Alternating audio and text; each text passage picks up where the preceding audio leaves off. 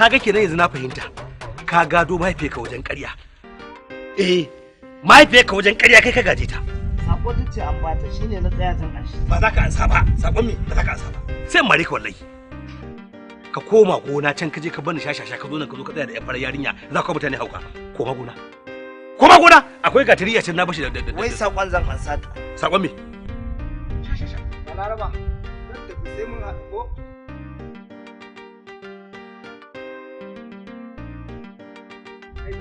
Dogo, wala zan so mari. Balaraba. Wala ka wuce ka wuce. No ka wuce da kuma dole zan koma. Ka bi shi?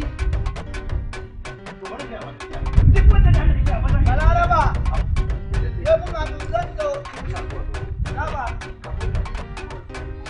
Yaro. To bari ka yawa. Ko a lahira wannan yaron ya ganke ce da ya ka bi shi? Ha. To kuma Balaraba. Me kake tsayewa da wannan gutun yaron? Me zaki samu wannan yaron? Dama sako ne yace an bashi. To kuma kan ya gaya min sakon kuma sai gashi ka riga ka zo. Balaraba. Sai da farko wani magana ba ke ce ba kuke da da Allah miƙe mana dan Allah ki miƙe dan Allah haba Balaraba miƙe da Allah da Annabi. In zaki gaida ni ki gaida ni a tsaye mana saboda Allah. Tunda Allah ya sa na san ki a cikin garin nan. Ina ganin ki wato Allah da ikon sa yanzu ne kawai Allah ya bada ikon zan miki magana. Ai kin kwanta min a rai kwarai da gaske ina matuƙar kaunaki. Shi yasa na turo wannan yaro kuma yazo ya tsaya zai mun hauka. Wai mai kun ya gaya miki sakon ita tafiyarsa kawai kuma zai zo ya mun hauka. Haba baba. Wani irin kuma soyayya saboda Allah tsufai da kai ina zan kai ka. Haba Balaraba. Kwatar da hankalinki. Wannan dogo ba wanda ki samu a gurin sa. Ba abin da ki samu a gurin sa. Kin fahimce ni? Ɗana ne. Ni ko da ke ganin duk garin nan ba wanda bai sani ba. Allah ya min arziki na awakai, akwai tumakai, akwai shanu suna na boye banda gonaki. Banda gonaki kuma akwai manya-manyan zakaru. Dan haka ki kwantar da hankalinki mata na biyu.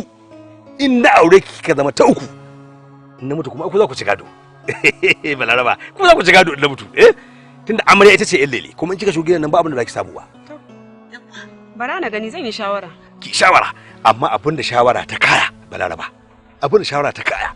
In kin amince, to ki zo gidana ki kama manyan zakaru kaman guda uku, ki je ki fara yin farfesu. Shikenan abin da kike so ki fahimta ko ya kika gani? Nagode Allah ya saka da alheri. Yawa Balaraba. Don Allah do annabi a kiyaye tsayawa da dogo. A kiyaye tsayawa da dogo ba abin da zaki samu dana ne. Wannan yaro da kike gani sai abin da na bashi. Sai kuma inda na ikar. Kwatar da hankalinki.